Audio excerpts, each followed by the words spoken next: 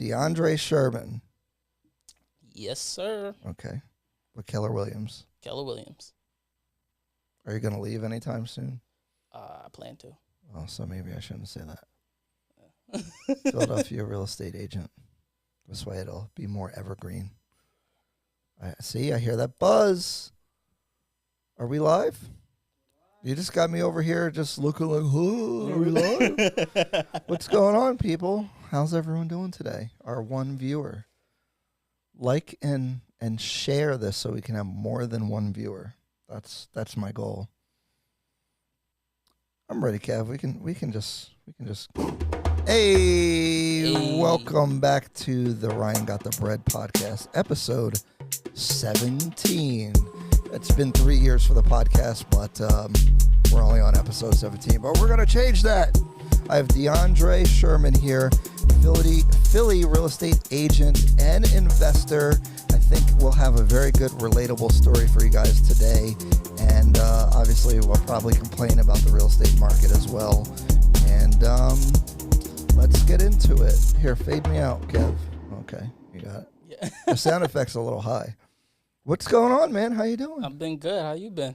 We're just going to pretend that we haven't been talking for like an hour since before we started, right? Absolutely. No, I'm good. I was excited to have you on here. I want to get right into it and kind of give people the juicy parts and the parts that I thought would be interesting about your story. Give me some of your background. Where are you from? I am from North Philadelphia. Up north. Up north in the not so bright part of Philly. Especially now. Yeah, absolutely. Came up, just started working odds ends, being a cook. Didn't really like how that job was working out. Switched to part-time, then went and got my real estate license after. Whoa. You're getting ahead of the game. How old are you? I am 25. Oh, man. I wish I was 25. Yeah. When we were talking beforehand, you're so enthusiastic about real estate and all this stuff, and I'm like, oh. Yeah. Well, no, after like, I did a big mistake, back early on when I was just younger, didn't know nothing. It was right. Just like, all right, and then I learned about my mistakes, learned from my mistakes of one big purchase, one big investment that I just entirely botched. Well, let's just talk about it. What is this a mistake? So, but tell me the story. Like, how'd you tell from the beginning? Like, this is your parents' multifamily property, This right? is my or your grandparents? My grandparents' It's an old single-family home. How'd they get the property? I don't even remember. I just know it belonged to my great-grandparents. Mm-hmm. And then it went to the church, and then my grandparents got it back. Okay. And then I know just years of growing up and always knowing I was around the corner. Like, they was always trying to do something, but no one ever did anything with it. It was vacant the whole time? Vacant the entire time. No one ever lived in it. Like, from your whole life? For my entire life. So it was an abandoned place. Your grandparents own this property in North Philly? North Philly. What neighborhood? Or is it just north? The Badlands. Oh, okay. But it was an interesting part. So, can you say what street? It was Cross on Street? 9th Street. Don't give the address. But, I'm not going to give that. Or you could if you wanted to. I'm going to say I don't own it no more. People are going to go sightseeing or something. I ain't going to lie. I walk by there all the time when I get my hair cut just to remind me of that failure. Oh, you think it's a failure? It was a failure, but it was something that I took from it, and like that's where I began. That like gave me that fire to become a real estate agent and getting and investing and being serious about it. Because when family didn't do nothing with it, so I convinced my grandparents to gift me the property. When was this? This was 4 years ago. 4 years ago. That's 2018. 2018. Okay, and you were how old is that? That makes you 21. 21. 21 years old. And you were like, give me the property.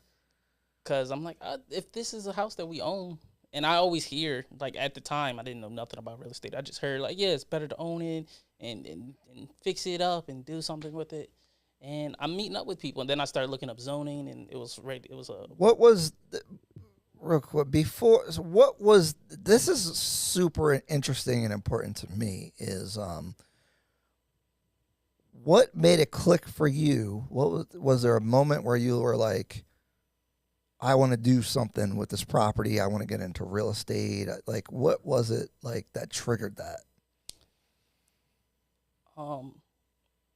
I seen, like, I wanted to I seen my entire family try to say they wanted to do something with the property, but never really do it. Some people wanted to just turn it, fix it back up and move back into the house. Other people wanted to turn it into like a couple units, because technically the zoning was multifamily, but it was just one big single family house technically. And I was just like, yeah, let's make it a single family house. It's big enough to be a triplex. Put 3 units in, 2 bedrooms. What gave you that idea? Because like at 21, I might not have even thought of like doing, like how do you be like, how do you see a single family house and have the vision to be like, hey, let's make it into a triplex? Like, were you listening? Like, where did the idea like come from to do that? I think it was just constantly seeing asking myself, why are we paying rent? We own something. We own it. It's ours. We pay taxes. It was only like $300 a year. Like, why not?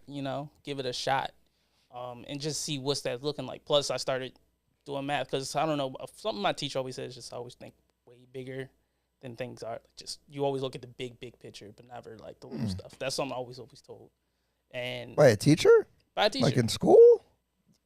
I've had some interesting teachers. Really? Some interesting teachers. Like my teacher wanted me to expand, like, because for me coming up, all I wanted to do was just be a chef. I was like, my grandfather was a chef. He's cook and all that. And I'm like, all right, I'm gonna do that. I went to high school for vocational, so I already got my certification in it. Nice. I'm like, all right, I'm gonna go to college and do it. My culinary teacher really liked me. She's like, the hell are you doing that for? Like, she literally said that to me. Really? She's like, get the hell out of Philly. Go explore, expand it. Man. Why would you just go? You already did it in high school, so why would you do it in college? Yeah, like, do you need a college thing for culinary anyway, really? But at the time, wow, that's great advice, like, for somebody to, especially a teacher, to go out of their way to kind of. Yeah, like, she was just like, don't just waste it, like, just because, mind you, at the time, that's when everyone's just like, oh, go to college, you'll do good and everything. But it was like, no, expand it. If it's still in food service, it could be something else. It could be in food photography.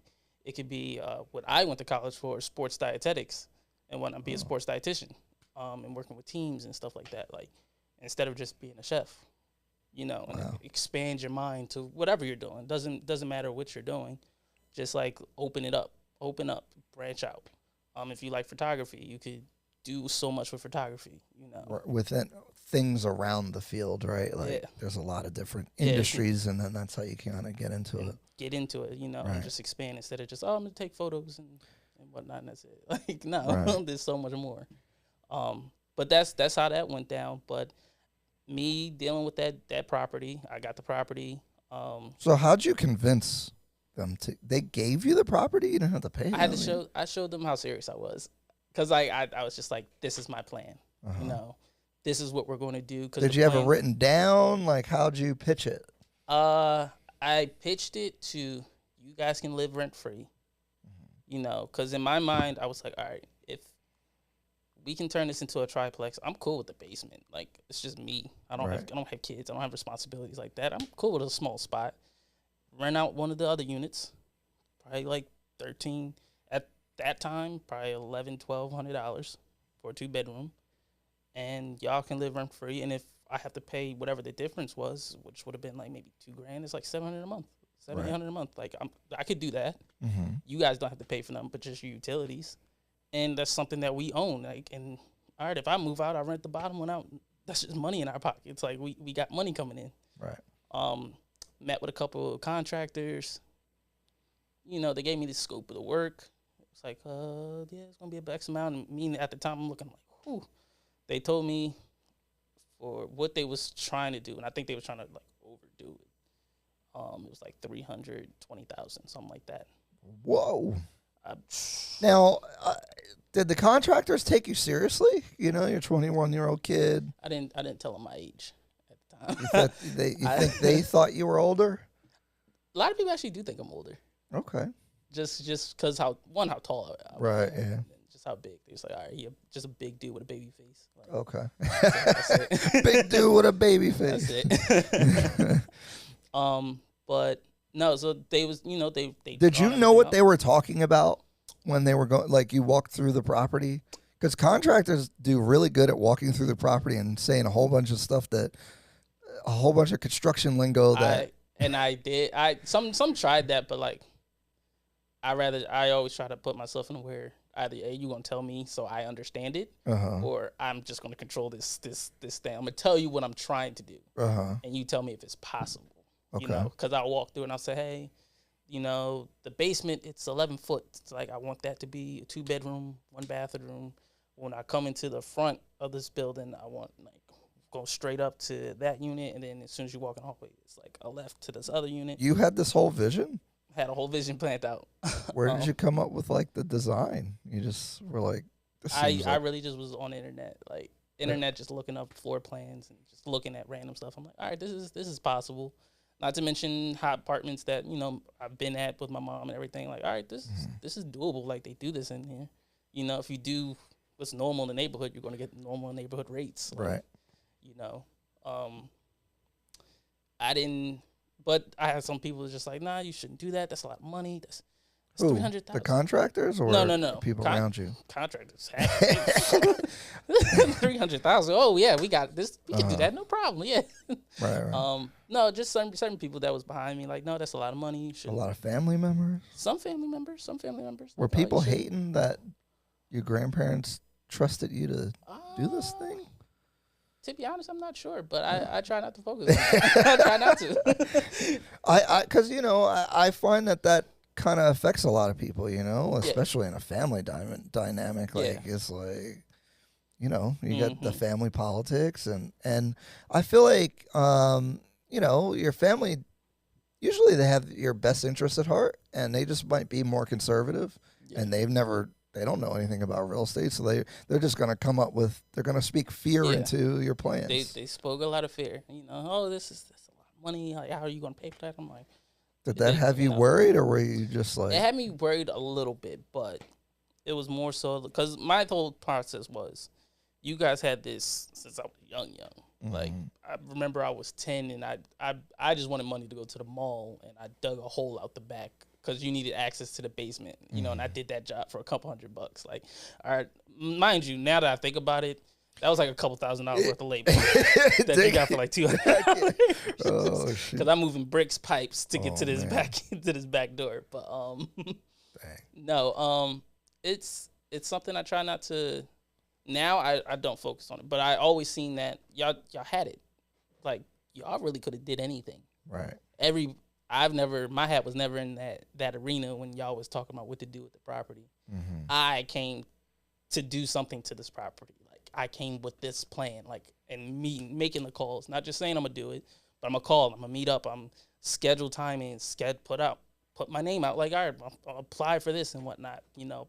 At the time, didn't know a lot of programs that I could have did and got help with, and we would have been fine. Like, I didn't know about 203Ks or any type of rehab loans and whatnot, which would have been easy because it's just a refinance. Like, yep. It would have been. So that's funny, because I always tell, like, you gotta go through it though. Like, sure, like, had you encountered that information, it probably would have helped. But like, if you weren't actually doing it, you wouldn't know it now. Yeah. You know what I mean? So, because I think about like some of the financing that I've used, and I was like, that's not really the optimal thing. Yeah. But I didn't know. And I'd rather have done something than nothing. That's why I always tell people, like, because most people spend all their time researching and never actually doing something. So that's super commendable. And, it's just like, do it the next time. You know what I mean? So absolutely. So, yeah. So they gave you quotes for $300K. How many quotes did you get? I got 4. Oh, you got 4 quotes. Yeah, because someone just said, yo, get as many people as you can to just get as many quotes as you can. You don't want to just go with the first person someone tells you. How did you select the contractor for this job? 2, I think I just went on like a random website that just had a list of contractors. And the other 2, the lender I was talking to, I just said, yo, just send me 2 that I know you worked with. Okay. Because I read, like, if they work together, Like They it completed should be something. They completed something together. Like it should be. It should be a smoother process. Right. You know, but I still want my outside sources Right. of anything else. And actually, that's what he recommended. He said, find two or three people first before I send you anybody. Okay. Because I don't want that. Well, you sent this person to me, and it just went like. Oh man. Which is I hate giving out referrals because of that. Because contractors, they might lose their mind. They act funny sometimes. But it's hilarious. I appreciate that, dude, because that's how I do my business now. Right. Like, I want you to go talk to your bank. I want you to go find your own lender. I can send you someone, no problem. Right. But I want you to find somebody first. I want you to pick them. I don't want to just give them to you because now I'm responsible for everything they do. Absolutely. Like, I don't want to just throw anybody your way and that don't click. Right. But yeah, so it just got to the point. Then it's like some hard financial times. Well, hold on. So how did you select who the contract? Like you had 4. What was your decision-making thoughts as far as like, okay, I'm going to go with this company or this guy or whatever? I looked at labor to cost. Mm-hmm. If it just sounded like, if something seemed off, or the allowances that they would put into the sheets, because they drew everything up and then said what the allowances for like the appliances and all the other things. So like the flooring, like the allowance is $3 per square foot, that type of thing. That's the range we could stay in to stay within budget. Some was like, oh yeah, only $1. I'm like, $1 a square foot for floor? Okay. I was like, okay. So they're gonna put plywood down and and I'm like, and I'm looking, I'm like, but you're charging the same amount, and that's what you're charging. That's what you're putting as allowance. They would come back later and ask for more money. Yeah, like you're gonna come back later. You're taking a bunch of money. How'd you know to think about all that stuff though? I hang around adults a lot. Like, I don't know. I've always heard people talk. Adults don't know about construction, man. Like, I deal with people every day. They don't know nothing. I don't know. I think it's just a innate bargaining. Stop It's an innate bargain. You just magically knew? I wasn't, like, searching the internet, like, yo, how am I supposed to do this? Like, Kev, you got to turn your mic up. No, I didn't hear you, but I thought you were talking. You got to go to Audacity and hit record. Or do we have any comments? I don't think I see any. Boo.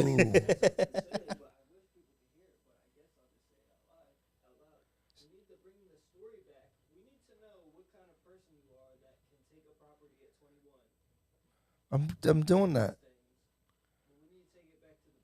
Get your mic to work.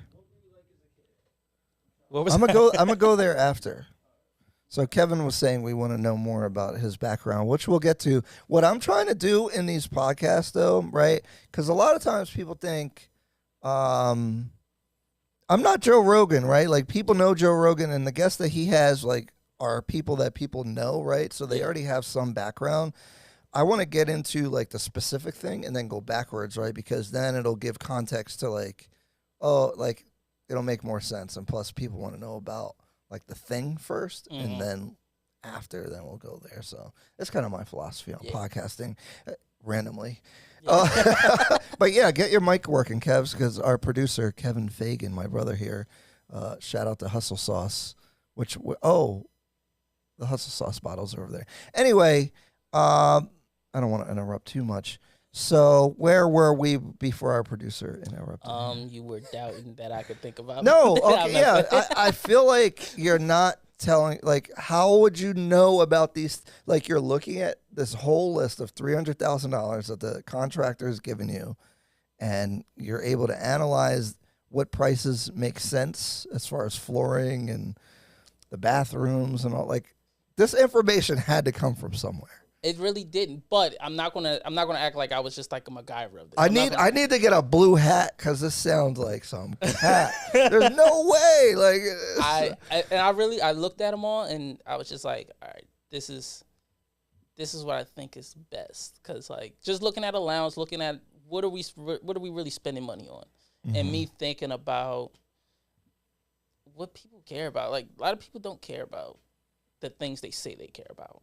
Because me coming up, I was a person that was like a little quiet, but at the same time I watched everybody. Like I'll watch how you act and whatnot, and just like kind of analyze and see the kind of person a person is.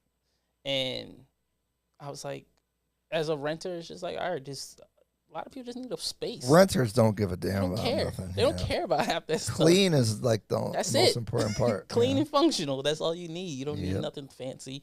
I didn't need nothing fancy or nothing like that. So I was Right. just like, no, this if and for me in my mind I was just thinking budget wise, like, all right, if I have this huge allowance for the same $300,000 budget, Right. but I'm not gonna max that out, I can save some money there. But if this person's charging me $300,000 with a smaller budget for appliances and regular stuff, it's like, all right, he's gonna push the limit to everything. And it's gonna cost that. Did you go with the cheapest person? I went with not the cheapest, but I think it was the second cheapest. Okay. Cool. And whatnot. But I liked them more so because also they was hindsight. I think they was ready. I knew where they was about to go with it because they was like, oh yeah, we have a interior designer. Oh really? And it was gonna, he's gonna come out too. Oh, was it a big company? It was a pretty big company, but at the same time, and now that I think about it, I don't think I remember seeing his price on With the designer. Yeah, I don't think they had the designer factored into it. So I feel like if I would have went with that designer, like within that company, it would have been another fee added to that. Oh, okay. Probably would have brought it up more. Okay. So you selected the contractor. Now, what's up with the financing? That's the part I had no knowledge of. That one, I just was like, I'm gonna just apply to banks. I'm gonna just talk to people and try to get the money. But yeah, so what's that process? That one I'm looking up. I'm like, who can I call to just like fix up this house? And I'm calling people, calling credit unions. I'm calling my own credit union. I'm trying to get it. What kind of stuff were they saying to you? We're not sure. We're not entirely sure just yet. Not in that area. Oh, really? Not in that area? This was that, and that bank I really didn't. I was just like, not in that area. I was like, you're crazy. I know you're crazy. I don't think they can even say that. Because I was like, you're crazy. I know you're crazy. Because I walked 2 blocks down the street and those abandoned crack houses that y'all fixed up and he's selling for. Oh. They're fixing it up. At the time, I didn't know the prices, but I just know y'all fixing them up. Like, what are you talking about? Mm-hmm. I found the broker. I was talking to him about it. We was trying to get something. Mind you, I didn't have really any money on me, but I'm like, in my mind, I thought if you did the refinance, and technically since I already had the property, we could work it out that way. Mm-hmm. And that's when, like, it was just like kind of like a little halt for a moment. Okay. So nothing really came through. My bills are still coming in. I'm still trying to pay regular bills. And then crazy part, someone came to me like, yeah, we can give you some, like, you're interested in selling the house in XYZ, we'll give you 30 at the time. And I know it's stupid now that I say this. Yeah, we'll give you 25,000 for it right now. For the house. For the house. I'm like, 25,000. I'm like, I'm contemplating. I'm like, I get 25,000 right now cash. Mm-hmm. And as a person that has nothing, when someone's offering you 25,000 cash, you're just like, oh yeah, I'm gonna take that. But me, I was being considerate. I'm like, all right, I'm not just gonna accept any deal. Mm-hmm. I'm gonna at least talk to my grandparents first, like, cause I don't want to just be like, I just took the house and I just sold it. Like, I just had a bunch of cash. Like, no. I took it. I talked to them. They was like, yeah, just don't sell it for less than don't sell it for less than 20 or something like that. Mm-hmm. And I probably could have went to a real estate agent and got more for it. Yeah, probably. Them wholesalers or whatever investors are not going to pay. I'm just going off. Yeah, I'm trying to sell it for this much, and they was like, oh, well, we can give it to you for this right now, no problem. I'm like, oh, okay. So they call you or knock on the door? Or how'd they find you? They called me because my name finally hit the records with the city. So they just like, oh yeah, we know we can reach this person. And and then we signed contracts, went through real quick. They came by, visited the place. And I was like, yeah, cool, awesome, no problem, very easy. No negotiations, no nothing. Just quick, open, close. Here's your check, and we was on a boom. And then I started thinking, I was like, did I really make the right choice? Like, I mean, in hindsight, I did. I think I would like to say I did because I used that money to pay off debts. I paid everything. I'm like, I'm cleared. I don't have nothing to worry about. And then I have a little money left over, and I'm going to just save that. Right. for when I want to buy a regular house, like my own property. And then I'm like, I really need to get smarter with this real estate. So I started looking up just real estate videos and investor videos, and I'm just looking at everything, and I'm looking, and as more and more I'm looking, I'm just like, I made a huge mistake. I feel like I made a mistake. I got to look at something again. So I started looking at those houses down the block that someone renovated, and they just turned it into a duplex. That house sold for $550,000. Oh, no. I'm like, oh, my God. Hit the pink button, Kev. I'm looking. I'm like, yo, that was $300,000. I was like, everyone talking about $300,000. I would have had over $200,000 in equity in a property. A lot of risk to get there through the construction. A lot of risk to get there, absolutely. But I'm like, in hindsight, I'm just like, if I really just would have delved in and talked to someone and actually, really got into it, I could have, Yeah. I never want to sell a property ever again, because why would I really sell something? Like literally, okay. Because I flipped 7 houses or whatever, and I'm like, and this is where I didn't know the information, because if I had done Burr, where I just kept the property and refinanced it, I could have done the same thing, but now I'd have 10 properties through this bit, because my flipping business is with a business partner, so we'd have 10 units instead of just 2 that we have, because we just started doing Burr properties, which we've now stopped because the market is too crazy. But I just didn't know, But why? I guess because we're in this low interest rate environment, and assets are worth so much more, and inflation's going up. Why the hell? What if I sell the property and I have cash? What am I going to do with the cash? Cash is trash. Exactly. It's garbage. Even homeowners, right? Okay, your house is way up in value. Well, you sell your house, then what? You know what I mean? Unless you have a better option to place the cash at, there's really no reason to take cash. Yeah, and that's why I looked at a lot of during my research after I sold, and I'm like, I got a little bit of money. I'm like, or in that time I thought I had a lot of money. I'm like, I got a lot of money. Well, I mean, when you have regular at 21, and then you have 25K, that's a lot of money. Yeah, I'm like, ooh. I remember seeing that in the account for the first time. Like, damn, I'm rich. Yeah, this is crazy. Yeah, and that's when I was looking, and I'm just the more I've looked and how I started noticing certain patterns of just especially rich people. I noticed when I looked up their portfolios and what they're investing in and things of those sorts, either they got rich and they put money in real estate, or they got rich through real estate. Basically, I mean, almost everybody, because it's one of the best places to put your money. It's the safest, almost, I don't want to say guaranteed, but on a long-term basis, it's pretty much guaranteed. Yeah, I'm going to say it's stable. It's one of the most stable things you can put money into. I was talking to my boy about beachfront property, and it's they don't make any more ocean views. Yeah. It's a finite source. If you own that lot, it's kind of infinitely valuable, because what's happening at a lot of vacation places is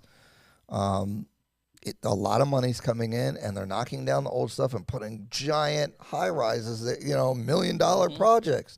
So it's if you own something, it's just you can't lose. And it's but then it goes, well, why would I ever sell it? Yeah. Even if they, the amount of money they'd have to give me to sell something would have to be ridiculous, where I couldn't say no. And that's a great position to be in. It's a great position, because I also tell people, I said, listen, that's how I tell my new clients now. Because I took that mistake. I took all that stuff. I was like, listen, you have that equity. Because for me, the way I thought about that property that I lost, when I say $200K, I would have had $200K, not $200K cash, but that's $200K equity. Wealth. I always call it equity is wealth, basically. You can tap into it. You don't even need to sell it to tap into the money. Yeah. and that's what I tell people. I said you can do that. You can do you can cash out refi. You know, if you're tired of living at this place, cash out refi. Take some money out.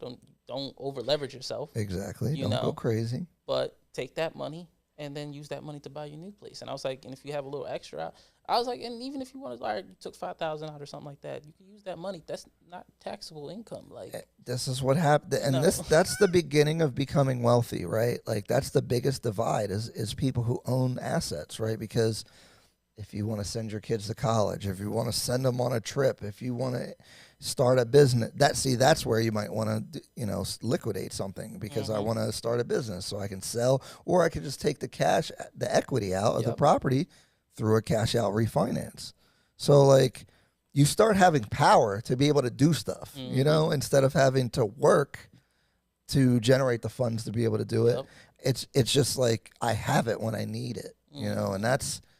And I tell people, when you buy a house, that's a piggy bank. Every month you're putting money in your piggy bank. It's grown all the time, and it appreciates. So that's just like putting your money in a savings account with actual good interest rates. Yep. Especially if they're going to give you the house for 3%. It doesn't cost you anything. But a lot of people don't think about those numbers either, because it's like, all right, you buy a house in 2020. Inflation is crazy every year.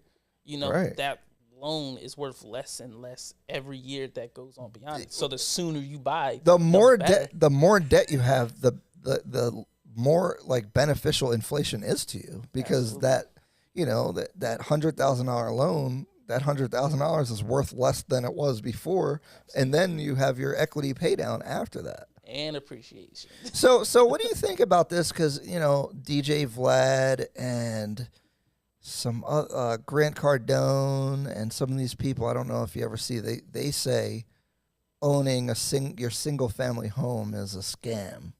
You ever see them say that? I've Grant Cardone, yes. Okay. I haven't heard DJ Vlad. What's your take on that?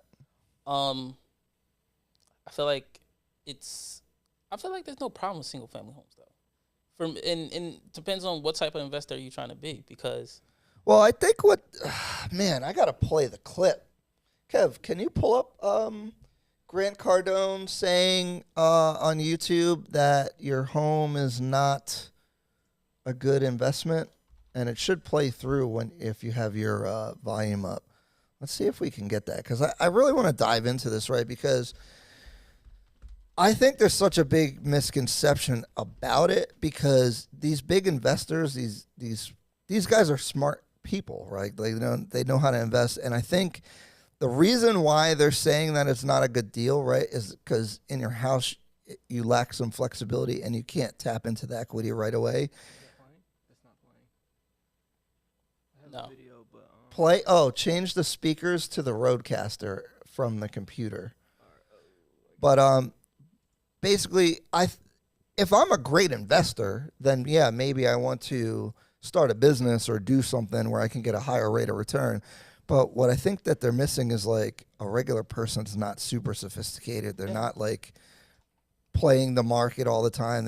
That might be their only asset, right? So like you can't expect every person to be an investing genius or whatever. So I think that's the distinction for me as far as kind of what they're saying. And that's why I don't really agree with it, because you can take a single family home, and all right, if you don't live in it, you can rent that out, or you live in it for a little bit. You live in it for 1 year. Okay, you eat that cost for a little bit. You save up a little bit of money. Cash out refi. Is that you ready? yeah. You have 10 partners on a deal. It's like having 10 guys on a plane. 5 of them are fine. It's the other 5 that want to sell. And when you get 5 partners that are in a financial situation where they need money, or they're like, I want distributions this month, I don't want to use it for carpets. Here. Pause that. There isn't 10 guys on my deal. There's one decision maker Pause on my that. deals. I buy all these deals based on where. Pause the video. Thank you. Huh? What? I don't think that was it. The title is Why Grant Cardone Would Never Invest in Single Family Homes. Oh. I just don't see the point. I'll find You know what you should do? Go through the computer headphones and listen to it. Yeah. And then when you find it, so take it off that. You understand what I'm saying? Yeah. Sorry, we're early on at using the studio. We have mad technology here, but we don't know how to use all the things yet. So I totally get it. but I want to start reacting to stuff, and I think your perspective would be interesting because I always get like people in the comments like Grant Cardone says owning a house is stupid, and I'm like, yeah, but you're not understanding the nuance of the argument. Grant Cardone doesn't even use his own money. That's the Right. other part. Like, people don't understand. Like he's Because Gary Vee said something about it. Gary Vee said he was going to buy. That's why he didn't invest in Uber, because he bought a house in New York, and the down payment that he was going to invest in Uber, he put into the house. And obviously, the Uber investment was 1 trillion times more return than his New York house. But first of all, most people don't have access to investing in Uber before Uber's Uber, so that's a big difference than a normal person. And secondly, when you're buying like $1 million property, then it's kind of less. It's not like buying a single family home on FHA with 3.5% down, right? Like the deals is different. The deals is just those are two different. They're not wrong for wanting to stick with multifamily, but they're not right in saying that people should shy away from single family. Like those are two different lanes, I feel. right. But there's no wrong. Like there's just how you want to pace it. Because getting into a multifamily, okay, you can go into a multifamily, live in one, rent out the rest, maybe rent hack and you'll be cool that way. Or you can also take the route if you find a nice single family home and rent the room out. Right. Right. It knock out some of your costs. If you have someone you could trust that, all right, they paid $400 or $500 for that room and whatnot. That's $400 or $500 you don't have to pay, and you could save up, move out real quick, and then go to the next place, and then to the next place. Yeah, that's the other thing. You leapfrog from house to house, right? But the hardest thing is getting your first house. And I've been telling my buyer clients this now. Is like, look, you build equity in this house. It might not be your favorite house. Yeah. It might just be barely what you can get, but you build equity into the property, and then you go to the, you might have $30,000-$40,000 for the down payment for the next one, and now you're on a conventional loan. You just have a lot more. It's more options. Once you buy and I tell people that once you buy your first house, you buying your next house is going to be easy. Way easy. Way easier. Yep. One, you know everything that's going to happen. Two, you're going to have more money to access. Yep, for sure. You got that? Oh, you got the right spot? Yep. And I'm hearing an echo. Are you hearing an echo? Okay, go ahead. And so going back to your first question, which was how does it start? It started with a single family house. I learned very quickly that does not work. At least and that was 30 years ago, right? 30 years ago, I bought a single family home, rented it to two girls. It was fine until they moved out. When they moved out, I'm like, I'll never do this again. How fast can I learn? And what I learned there was, and by the way, this might be good for some people. I was running two other businesses. I didn't want to manage real estate. I wanted to invest in real estate and collect passive income. And the moment they moved out, I was responsible for the property, mowing the lawn, pesticide treatments, filling the place back up. And there wasn't enough revenue involved for me to be interested in doing that, because it was costing my other two jobs attention. Right. For $200 a month in cash flow. And now I was worried about the debt as well. So the upside wasn't there. The real estate wasn't the problem. It was the grade of real estate, dependency upon one tenant or a couple of tenants in this case. And so I sold that, actually did pretty good. I had $4,000 or $5,000 invested, came out with $5,000 plus. Okay. And then my next deal wouldn't be for 3 years, because I went and spent 3 years studying real estate, the right way to do it. And my next deal would be, I think, 48 units that I bought 3 years later that I made, I don't know, $4 or $5 million in that one deal. All right. See, I like how he still's like, yeah, I made money though. I made some money. This is my thing, man. It's like, you got to start somewhere. You have to. Not everyone has the money. Like, are you ready to step into a 48-unit deal? Because if you hear his position, he's like, yeah, I had two businesses I was running already, and I just wanted something passive because I was already running two different businesses. And of course, there's no time like now to get better sleep. Of course, looking back, when you made $100 million, that stupid house seems dumb because it took all of your time, which you could just get property management, by the way. If I'm about to say the other things. Oh, I had to mow the lawn. I'm like, you can pay somebody to do that. That's crazy.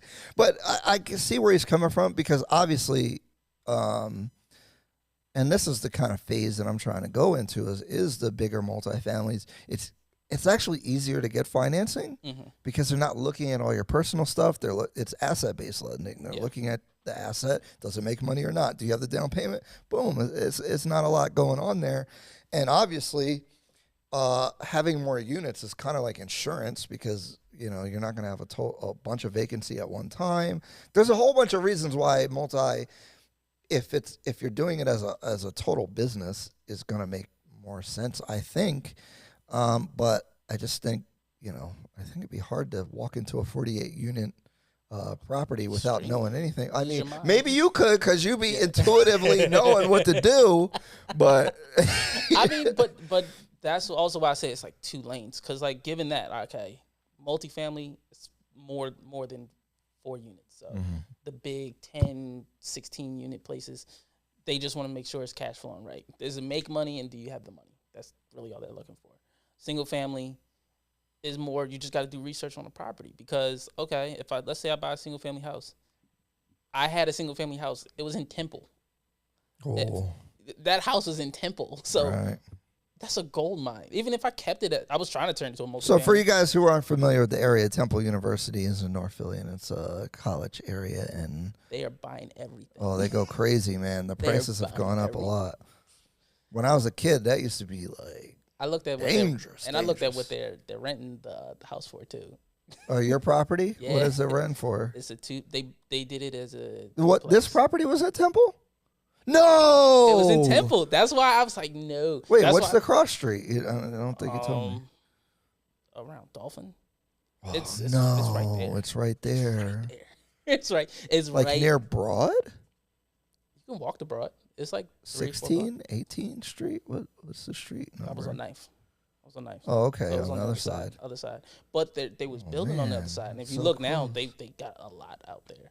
And it's one of those. No, I feel was- bad now. Yeah, it was a very bad thing, but I turned it into a positive, because I was trying to get into it before they got there, because I seen they was Yeah, coming you our were way. there. Yeah, I'm like, I'm gonna get it before they get there, and they're just gonna shoot up, and that should be cool.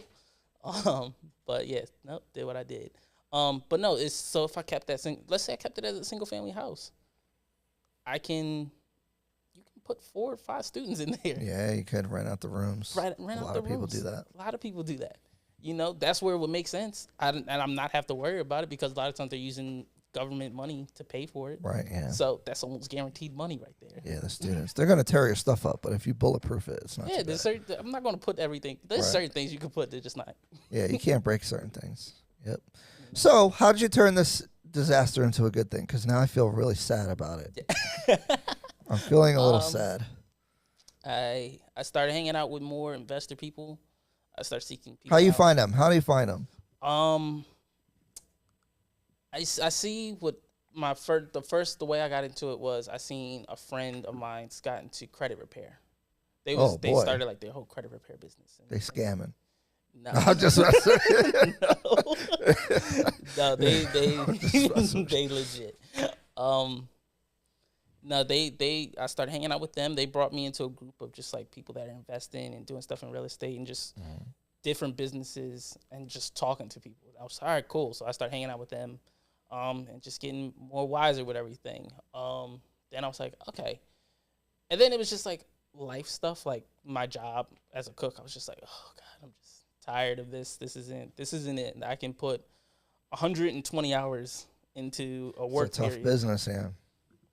My check is not going to look crazy. It's still a certain it's still a certain cap to what, no matter how much effort I'm putting into it, it's not showing. Working for money sucks, man. It just, Heavy. know. But that's when I started looking at the real estate market and being a real estate agent. I was looking at investing, and then it came across like a real estate agent.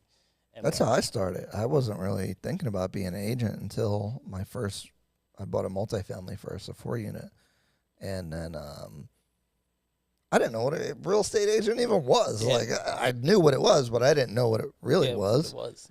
And I was like, oh, I could probably do that, you know? Yeah, and that's when I started realizing, I was like, that's a business that kind of completed what I was missing at the cook job. The amount of work you put in as a real estate agent, you're going to see that. Like, if you're not maybe, but don't make being a real estate agent sound too good, because there's too many people getting into this, and it's my pet peeve. Everybody want to be an agent, Right. and they get into it for the wrong reason. They think it's easy. They think, no. It's the furthest thing from easy, but it's something that fit me.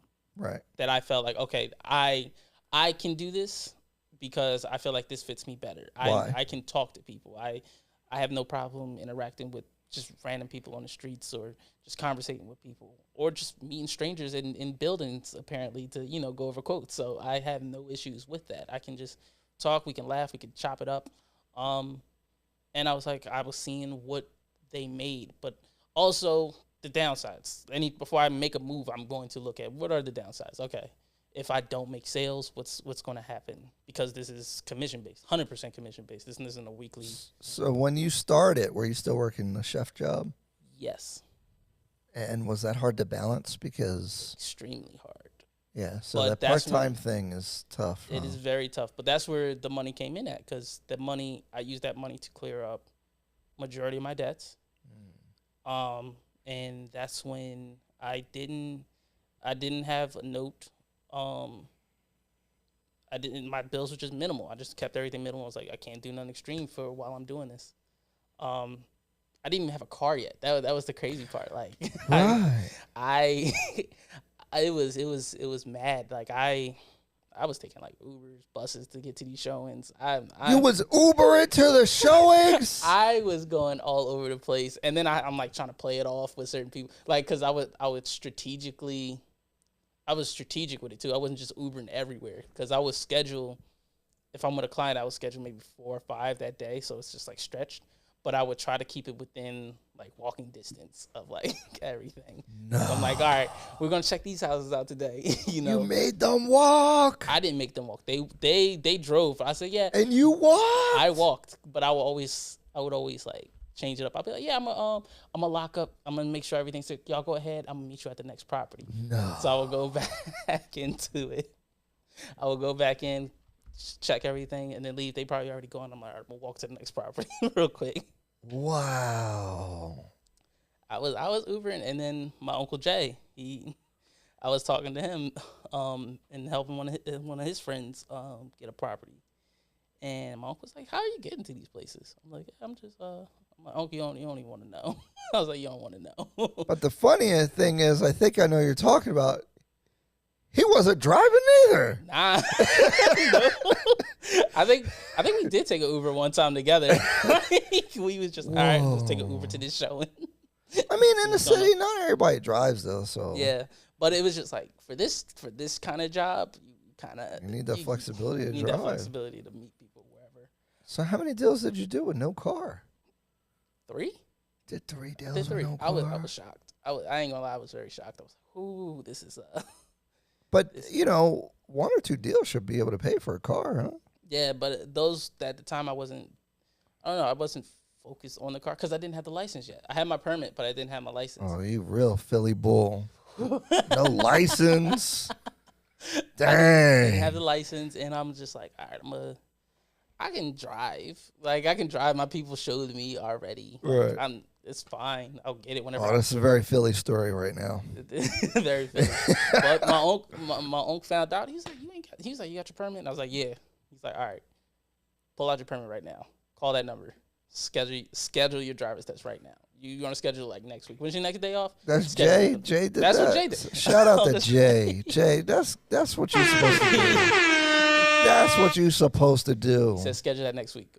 He's like, on your next day off, you gonna hang with me. We gonna take you practice driving. Oh, that's what's up. I thought I was gonna drive the Camaro, but that's not what happened. No. I was like, is that why you had it in the shop? No. Nah, he drove to the DMV, found some random dude. Because the only thing I had an issue with was just parallel parking. Because for some odd reason, whenever I was driving and then we came back to the house, there was no one on the block. So I never had a chance to practice it. I live in Jersey. I'm not good at parallel parking either. So I got the Tesla. It does it for you. I only used it once, though. It's not. Really? Yeah. Nah, even in my neighborhood, we don't even have it like these back alleys. Really? Most of the time, it's hard to park in Philly. I don't even go to Philly because there ain't no parking. That's the first thing I ask people. Hey, is there parking? If there ain't parking, I'd be like, I'll think about it. I ain't coming. Kev, we got no comments? No one loves us today? I don't know. It signed you out or something. I just peeped. I don't know what's going on. Oh. Dang. Wow. We'll see if you can get it fixed. But otherwise, we're still pre-recorded, so it'll post after. We're having technical difficulties here. Dang. Boo. So you've been an agent for 2 years now. Yes. How do you like it? I still have enjoyment. I still get majority enjoyment. I'm jealous. Really. I'm jealous. I could just hear the anger. The jadedness. I'm like old. I'm telling you. Like I've dealt with some clients though that I was just like, why'd I get in this business? Like Really? Ew. How are you doing your marketing? Where are you meeting people? Where are you getting people from? I'll post on Facebook, Instagram, trying to be, I guess, more modern. My coaches was talking about door knocking. I'm like, I'm a people person, but I can't do that. What is up with these coaches and door knocking? I'm like, door knocking is not, but I know some people it works. How for old's them. your coach? My coach is old. 99 years old, talking about door knocking. I was like, I'm not knocking. You see this guy? You see this, guys? All these people, man, all these old coaches. Hey, Keller Williams, this company, that company, Remax. Hey, we got the best coaching. Meanwhile, they tell you to fucking door knock. The fuck out of here, man. Yeah, that door knocking is just not it. Like, they didn't force. You me, gonna like, be oh, door go knocking in North Philly? I'm like, I'm not going to knock on people's doors to see if they're selling their house. Are you crazy? Yeah. Like, no, I'm not Shoot. doing that.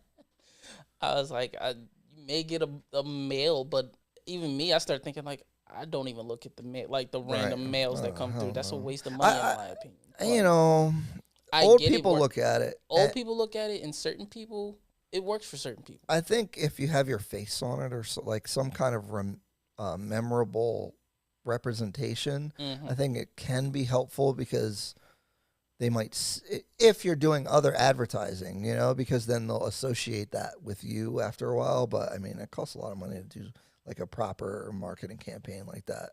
And that's kind of why I like that I started at this period, because it is harder to get, especially for newer agents, to get business into people, because it's like you're new and it's just like it's really like only the veterans like that's like Mike McCann. They're killing it. They're just killing it. They just got the whole team already on mark. But no, it was easier for me and just trying to be creative with certain things. I was doing Instacart and dropping my Oh, that's card, a good idea. dropping my card in shopping bags, you know, just talking to people randomly. You get any callbacks from any of that stuff? Not from that. I actually got one from Uber. Being in an Uber ride, and we were just talking about real estate. Nice. Like, okay, I'm talking. We're doing it. And just constantly trying to just talk about it wherever I'm at. I'm meeting new people, and we're talking about just financing and things of those sorts. We're going to talk about real estate too. That's something that I do. I think that you have an advantage having started in this market because it's taken me a while to adjust to how you got to operate, especially when you have buyers. Because before you used to be able to negotiate more and do all that stuff, and I talked about it a million times. Sorry if I'm boring people who have listened before, but you know, you are coming into this market the way that it is, so it's kind of like this is the normal, right? Like, because I was talking to you before we started, like, man, these listing agents, no one answered the phone. You're probably used to it, you know what I mean? Yeah, like, I was just like, all right, I'm gonna handle it. Like things is gonna get done. It didn't used to be like that though. Like people used to like call you back. Yeah, because I heard it was because now it's to the point where I mean to get a listing is like golden. Like a lot of people don't even got to put up for sale signs now. They do an open house and they're like, if you don't come between 1 and 2 p.m., then oh well. Like what? No problem. What? What is going on? And I'm not going to tell you anything. Like you're just going to have to figure it out, and Yep. give me $1 million offer, no contingencies, nothing, just whatever. It's like okay. I make sure, and that's why I was lucky for the sellers that I've had to deal with. I haven't had one that was like, no, this isn't fair, or no, we're gonna go back. I think I had like one, maybe one, but like I took that to my advantage, Right. and that was with Uncle Jay's friend and whatnot with his house, where it was just like the realtor and the seller was just like kind of going at it too. Like y'all wasn't really. Y'all really not a team. Wow. And I was telling them, I was like, all right, we're going to use that to our advantage. Yeah, heck I'm going to talk to that seller. I'm going to talk to that agent, Those are the things that people don't know, like that you can really help your buyer out when you can kind of detect that kind of stuff. And people never know, they don't know that that's happening. Yep. And I'm like, oh, well, listen, welcome to Death Row. Like, come over here. Come on the team. What's your favorite thing about being an agent? I really actually do like meeting new people and finding out what they do, and then I find out like what I thought was money wasn't money. What do you mean? So my first open house. So growing up, I'm like, okay, my grandfather, he worked for the city. He had money, he had the Cadillac, he had he paid for everything, So in my mind, and when I found out how much he made, it's like around maybe 40, 50,000. I'm like, oh, that's cool. That's good money. I think at the time that was okay. Now that's not a lot. But in my mind, that was always like, all right, if I can make 40, 50,000, I'm golden. I'm set. I could buy Cadillacs. I could do whatever I want. I go to my first open house, hanging out at the open house, and then this guy comes in. Mind you, this is close to Center City. I want to say this was around 6 in Spring Garden. The house was on the market for over 600,000. I'm like, this is a 2-3 bedroom house. Ain't no one coming to this. What is no? Right. It was a nice house, but I'm like, this ain't. I was like, how many people can just buy a brand new house somewhere else, or like build a house for this amount of money? What are you talking about? Before I really knew about location, or anything like that. But the guy came in, he started doing math in his head, and he was like, yeah, work in banking, and this will be a nice winter home. So what do you mean? Winter home in Philly? No, I'm sorry, a nice spring home. Oh. He's like, because in the winter I go to my house in Florida. I was like, oh, so you just got multiple houses? He's like, yeah, I got 4. I have 4. And I'm like, could just afford 4 houses, like, and just go based on the seasons, like, just move wherever. I was like, how does this work? What do you do for a living? Like, can you afford this? You're talking about this house like this ain't nothing. You're like, I'll buy it. Cash. Like, what? Really? What do you mean? I wouldn't buy this house. Ain't that? I know, right? It's like, why would I pay this much for this? But yeah, isn't that funny, man? Like, that is a thing. Like, you realize there's a lot of money in the world. A lot. I think about that when I do, like, when we were doing video pricing. I'm like, man, should we charge them $5,000? Oh my God, that's a lot of money. Man, they charging $100,000 for a commercial. Yeah, I'm tripping over charging somebody $5,000. Like, the perspective of money is like, yeah, that's crazy. Because think about it when you grew up. Like, if you had $1, $100 was mad money to me. A lot of money. I'm like, I'm going to the mall. We all eating. Like, right? Like, Shoot. out here, but that is crazy. Kev, how's the live? It's good. You repaired it? I repaired. Do we have comments? I did surgery. Elitism. That's Jay. Yeah, that's Jay. Says I don't remember what he was talking about, but hell no to the marrow. I don't know what he's talking about. I don't know. Sorry, Jay. Thanks for listening. How can people find you if they want to work with you? If they like your vibe, they're in Philly, they want to buy or sell a house. You can find me on my website at DreRealtyGroup.com. You can find me on Instagram, Dre__US. Don't ask me how it was all that. I don't remember how I did it, but it just happened that way. On Facebook, just DeAndre Sherman. And that's about it. That's kind of my whole social media right now. Appraisals. Thoughts. See, I don't even need to define the question because you already know. My problem isn't with the appraisal itself. It's actually just getting an appraiser. Yeah? I had 3 appraisers cancel on me. Really? They like, yeah, he canceled on us. Really? What? We have deadlines. I'm like, That's crazy. I had to scramble. And actually, a lot of this happened with Uncle Jay's friend. Yeah. With his property. I'm like, what the? I'm like, yo. I never heard of that happening. We got the property under contract. Got it for 30 days. Oops. Got it for 30 days. Next thing you know, I'm like, okay, got the inspection done. Got everything all worked out. We just need the appraisal. That's the last thing on the list. The appraiser's supposed to come out sometime towards the end of May. Cancels. What do you mean he canceled? Yeah, he said he can't make it, and the next time he's able to come out is June 16th. Our deadline is June 4th. What are we talking about? That's the closing date. What do we mean? I still need mortgage commitment. Was this FHA? This was FHA. So See, that's why people don't want to take FHA loans because they got to be that. Dependent on this. I'm like, oh Lord, this is just like, oh God, this is, But that's that's the one where the realtor and the seller were beefing. They were beefing. So I used that to my advantage. Like, all right, come on, work with me. I want you to be able to close, and you can get this person. Like, we can do this, And I'm staying in touch with her. I'm texting her, and she's like, we just need to make sure X, Y, Z.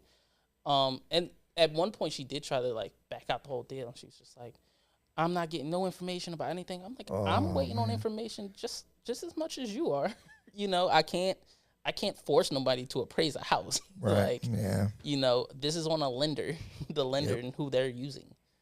I don't know anyone that cancels and then schedules a month later, even after a contract. That's like crazy. we have to extend this.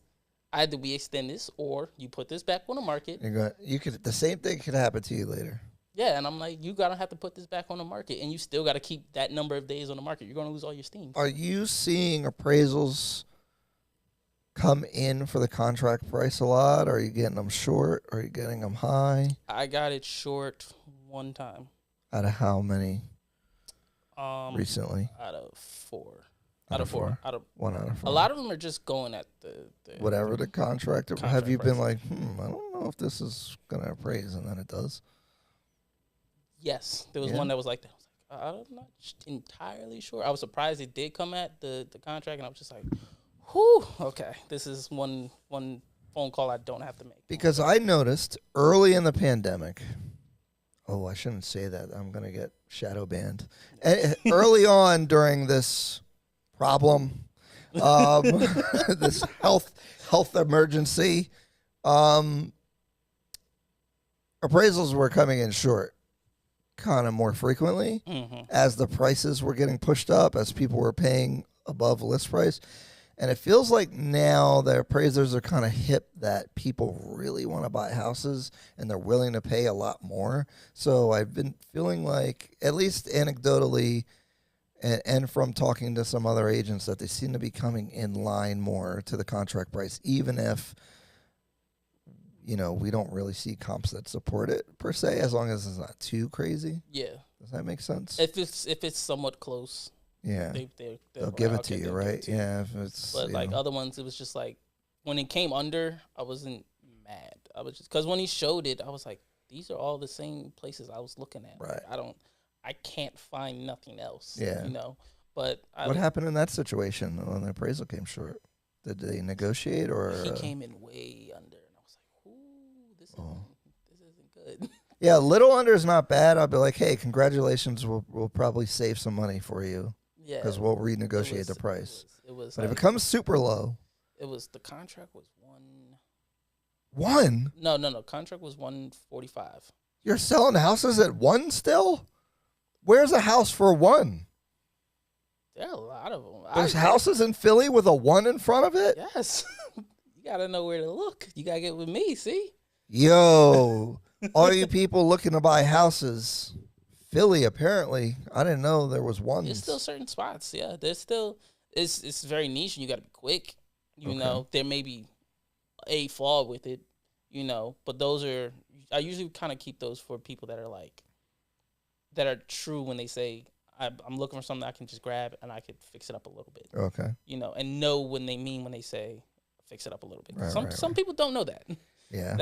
that I know what you mean. I learned that with my first client. Like, oh, I'll fix something to fix up. I want this house is terrible. It's just gonna be too. I was like, you want something to move it ready. That's what you want. You want something. Yo, to move in and paint. That's that when people say you guys got to stop that too. When people say, you know, they could do some work, they really mean paint. That's it. That's all they mean. You want a move-in ready house. Because if the carpet's nasty, if the floor is jacked up, they're like, oh, I would never. I'm like, that's a little bit of work. Just change the floor. The investor in me, when I walk in these places, I'm like, this is perfect. I would buy this. Right. You don't see the stuff. You just see like the potential when you walk in. I see the ugly carpet in the wallpaper. Wow. Yes. Yeah. This counts. Yeah. Yes. No one wants this. Mm-hmm. I'm going to be the only one that wants this. And that's the funny thing is those are the ones that you can get into. Yeah, like they're less competitive. It was owned by the grandma, and right. grandma kept it up. She kept up the roof. She kept up the systems. She kept up everything important. It was just her style that just doesn't age well. So, all right, just repaint it. So I do want to go back to Kevin's question and the background here, I guess. So Kevin was asking, what kind of kid were you in high school? Quiet. Because you said you hung around adults a lot. You intuitively, at 21, knew how to kind of analyze a contractor's thing. You wanted to buy a single-family property and convert it into a triplex. These ideas are not normal. But they should be normal. Like, what is... They should be normal. Why are they not normal? I've heard that a couple times on this podcast. Go to the wide shot. A couple people on this podcast have actually said that, and I don't know. This seems to be like the default answer, but like we're always trying to dig deeper because that is not normal. So we need to get into that. I think that people take for granted their skills or the things that make them special. It's like LeBron, like just dunk it. Yes. So this analogy has been told to me, and it makes a lot of sense. If you're training with LeBron James, or actually Michael Jordan's probably better because LeBron's probably better, because Michael Jordan's can't coach and LeBron probably can. But anyway, it's not a sports podcast. Michael Jordan says, well, just dunk the ball. And you're like, well, me, I'm 5'11", and I can maybe grab the rim right now. But he's like, why can't you dunk it? That's what you're doing right now. You're just like, I just dunk it. I don't know. I just dunk the ball. There's something in there that's different than most people, because at 21, people are going to college, trying to knock off some chicks, trying to, I don't know, play some sports, hang out, drink, party. Yeah, and that's. Did you do that? Did you part what was going on, man? I'm a big party person. I could say, okay, that part I guess I'm not normal. Like, I wasn't the big partier, cause like, I don't know, a quote that stuck with me, and I think Charlemagne said this one time, was like, smart people learn from their own mistakes, wise people learn from the mistakes of others. And I just watch everybody. Like, I look at everything, every mistakes, everything that is went on in people's lives growing up, and just like, okay, this is what they did, and this is the result of what happened. Finances, buying a house, everything, So looking at that, I'm like, this is what's important. This is what I need to focus on. But why do you care about that? Because I feel like people don't care, young people. And I get it, because I've had this plan my whole life, like join the military, take the money from the military, go to school, use the GI Bill, save up, get a good job, take half the money from the job, keep buying rental properties, and sooner or later I won't have to work. That was like my whole plan from like 16, 17 years old. So like I did that, but when I come across people, most people have no idea.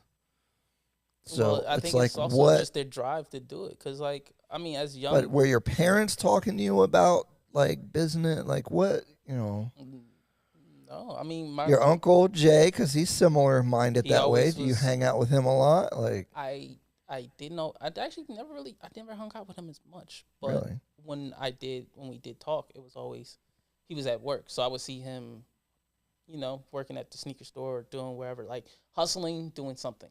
Mhm. My grandfather, he would be like, "Oh, go in the basement, grab all these old DVDs and stuff. We're just gonna sit the table outside, put a dollar sign up. We're gonna hustle. We're gonna do something to make some money and whatnot." And was that boring to you, or you like doing that?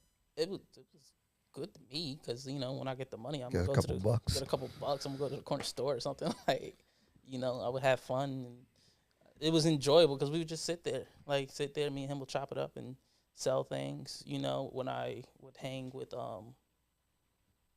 I don't know, when it comes to people just hustling and just like trying to do something, like I want to be a part of it or I want to be somewhat involved in it, and just like that's what was enjoyable to me. Like went to a few parties, went to a couple things. I hang out with people and everything, Right. but like a lot of those conversations never really interest me like that. Like my grandfather would take me to fight night parties and all that stuff, and it's just a bunch of old heads and whatnot. Like, so I'm just around a bunch of adults and they're talking about any and everything,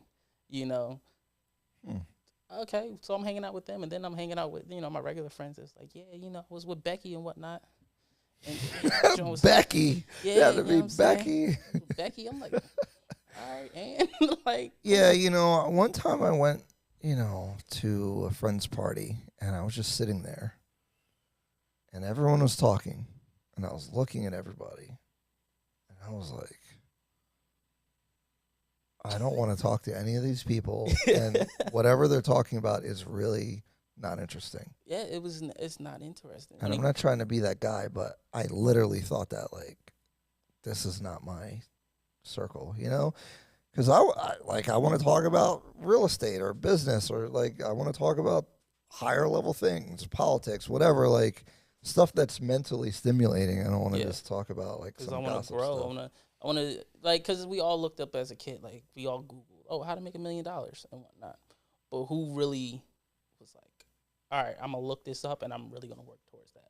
So I think that's an interesting thing, is maybe the belief in that, right? Like you got to think that you can do it, which is kind of why I'm doing this podcast, right? Because I feel like your story's super relatable, and I think we see the Grant Cardones and the Gary V's and all these people, and it kind of doesn't seem like it's that money thing. Like you have no connection to the guy who can just buy 4 houses. Like you can't even fathom that, And so I kind of want to highlight people before they're there, or you might not get to that level or whatever level, but I mean, if you work towards it every day, you're going to be at somewhere good, So, yeah. And I think that's also why, because like you can see it early. I think that's what for Grant Cardone and people like them. It's like we never seen it. DJ Vlad, we didn't even know what you look like, my guy. Like yet alone what you were really doing with your very first property. At first, yeah, and then by the time they start talking about it, they're detached. Because even me, I'm kind of detached. Like that money thing, like sometimes I catch myself because I'll be like, just buy a new one. And they're like, yo, it's like $100. I can't just buy a new one. Yeah. And I'm, I forget that, that money, like money has that perspective or whatever. Yeah, so. And it really does control. And that's why I like certain videos and certain mental stimulating videos and things. Like when I found out it's easier for someone said it's easier to sell a $3 million house versus a $300,000 house. And it's the same work. Same work, but Way more. it's easier. Just because the money is like, it's different. Like a person with $3 million, they already like what is $3 million to them? If they're trying to buy a $3 million house, they're like, oh, I want this kind of house. Yep. Doesn't matter. This is what I want. And you find that house and they're going to buy that house. Yep. Someone that gets pre-approved for $300,000, that's a lot of money to them. They're like, I need to make this work. I always say that it's like, sorry to say, but the people with the lowest budget be the hardest people to work with, man. It's the hardest. They got the highest expectation when you deal with the people. As long as you're got your stuff together, they kind of respect that. And they kind of know what they're doing. And I don't know, that scarcity mindset is. Yeah, because you're like, this is because also just the understanding of just debt in general. A lot of people don't know about right. A lot of people just see debt as debt.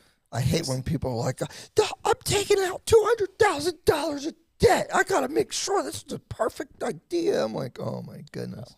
No. And I'm sorry. I'm not trying to be super hardcore on you guys, but you got to cut that out. But that's also the other thing. Like they don't know. I give them grace because they don't know, and that's part of why we're doing this, even though I'm making fun of them a little bit. I mean, with certain customers, I tell them, like, you want me to be honest with you? I'm going to be honest with you. I'm not going to. Right. I'm not going to sugarcoat it because I want to be a person that's like, no, I'm not just trying to sell you a house. I'm trying to help you out here because this is an investment, but I want you to understand what it means. Right. You get this house and you're like, oh yeah, but I'm going to be paying X amount of dollars for this month. I was like, okay. It's like, what's your alternative? Rent for more money? I was like, and get nothing? Or put this money into the bank and you have kids. So by the time your kids is 18, 10 years later, they're ready to go to college. You have money that you can pull out to send them to college. Yeah. Someone put out a crazy example to me that I've never thought about. They was like, listen, you turn 18, you buy a house and just keep it in the same area. Keep it in the Temple area. You bought a house for Temple. You fixed it up. You rent out the other 3-4 rooms. Now your mom and dad don't have to send you money for your right. They don't got to send you money for your books or just supplies or anything you need. You got the money already for college. Yeah. Then once you're done college, rent it out. You just got money coming in. Yes, sir. Like, how would you describe yourself, or how would someone else describe you in high school? Who was that? How would someone else describe you in high school? Who was that?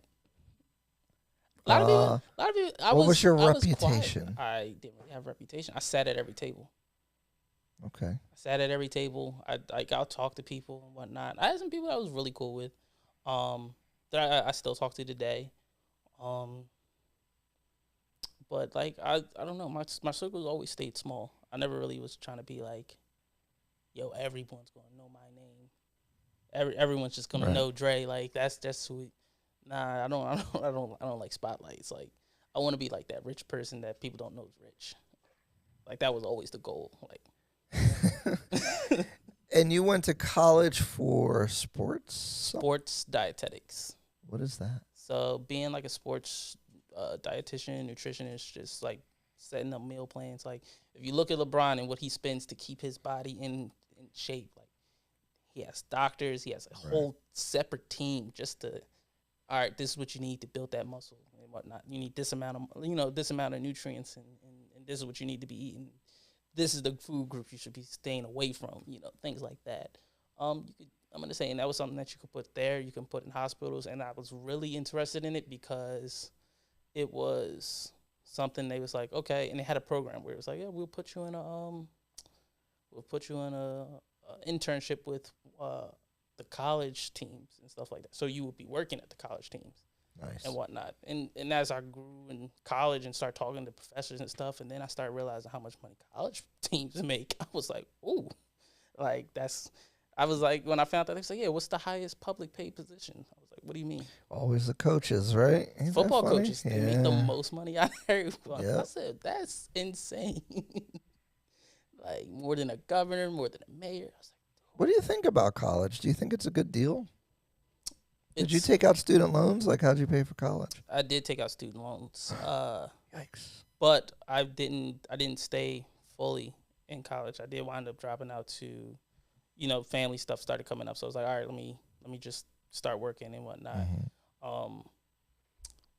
Thankfully, my loans wasn't too crazy. So I dodged the bullet, but if I would have stayed in college and went that whole route, it wouldn't have been that bad. Okay. Because I went to community college my first year. Okay.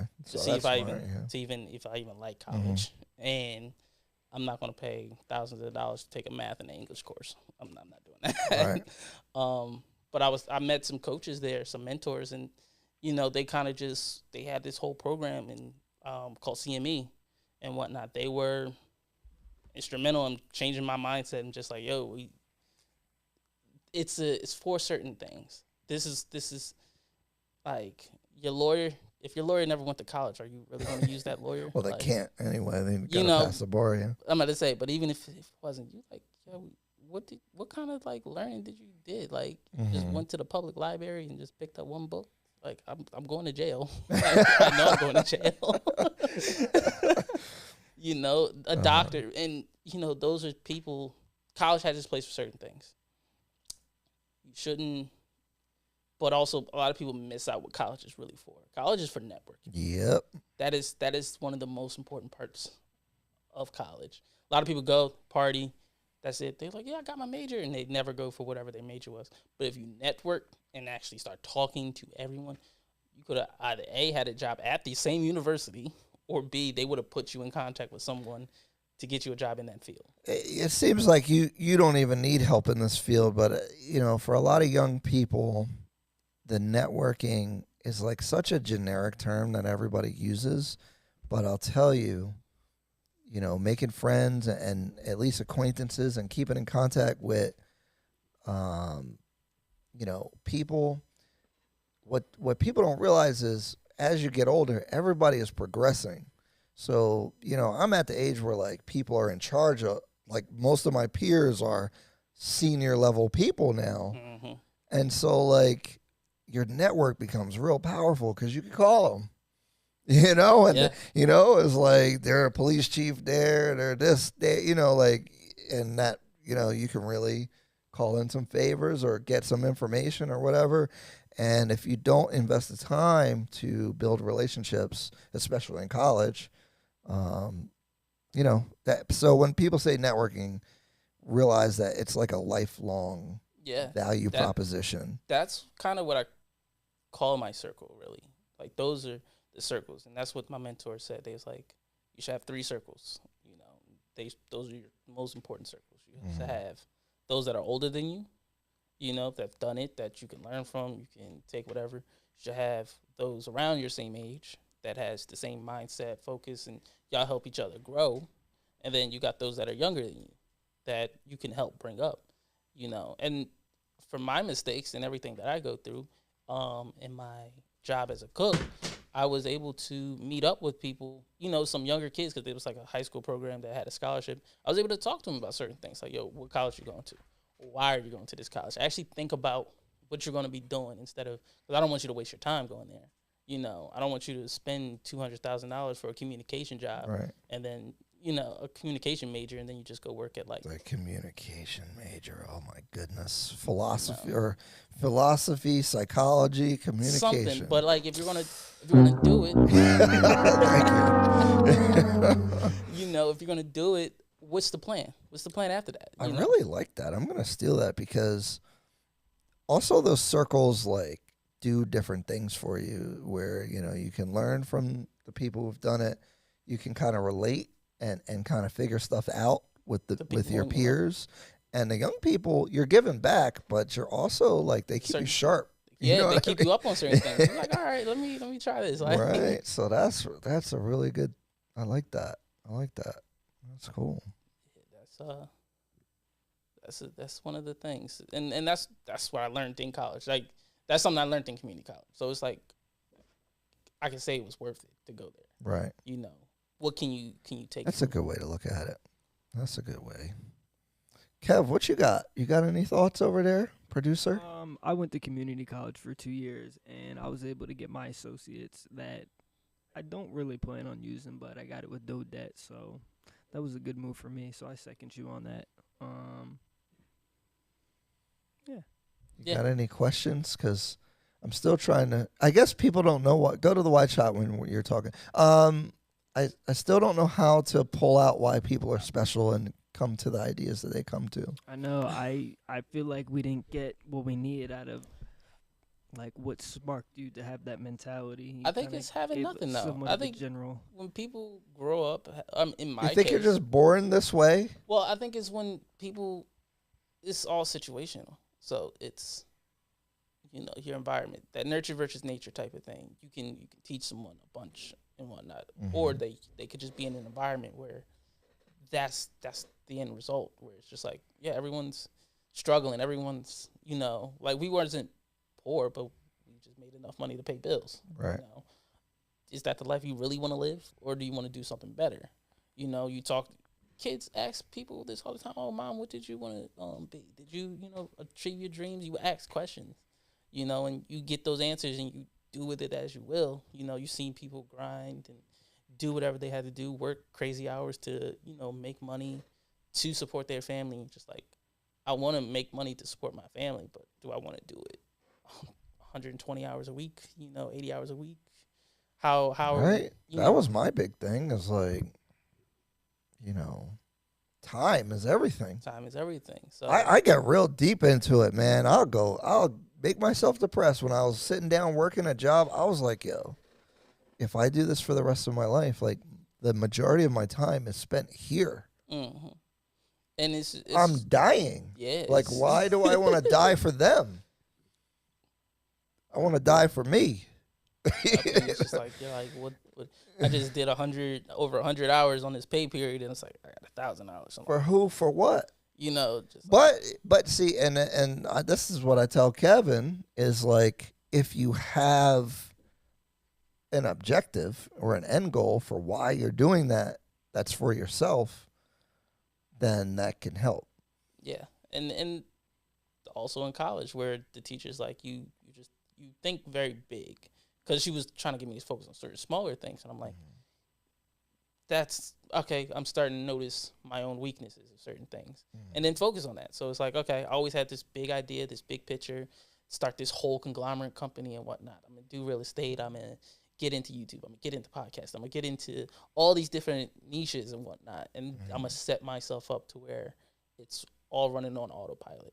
Like 50 Cent said it the best himself, where he was talking about power. He was like, yeah, you killed himself. It's like, why would you kill yourself on your own show? He's like, yeah, because this shit running on autopilot. Right. I don't have to worry about this no more. Like, That's and what look what Power is doing now. Power took off. Right. Yep.